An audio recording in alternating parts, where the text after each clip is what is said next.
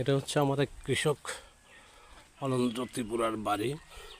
এখানে অনেক ধরনের সবজি সবজি করেছে। বিশেষ করে একটা বাড়িতে পুষ্টি চাহিদার জন্য যতটুকু প্রয়োজন, একটা পারিবারিক পুষ্টি বাগান বলা চলে আর কি। এখানে এই যে দেখা যাচ্ছে কচু, তারপর হচ্ছে এই যে আপনার হলুদ, সরি এটা হচ্ছে আদা,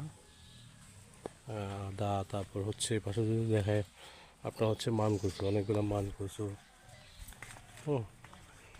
মান কচু দেখা যাচ্ছে। আবার এখানে হচ্ছে আখের বাগান, আখের বাগানের সাথে আছে হচ্ছে কচু বাগান, পানি কচুর বাগান। এই যে পানি কচু, তারপর হচ্ছে করলা, মোটামুটি পারিবারিক পুষ্টির চাহিদার জন্য যা প্রয়োজন সব আছে এখানে। তারপর হচ্ছে এই যেমন সজিনা গাছ, হ্যাঁ সবই আছে এখানে।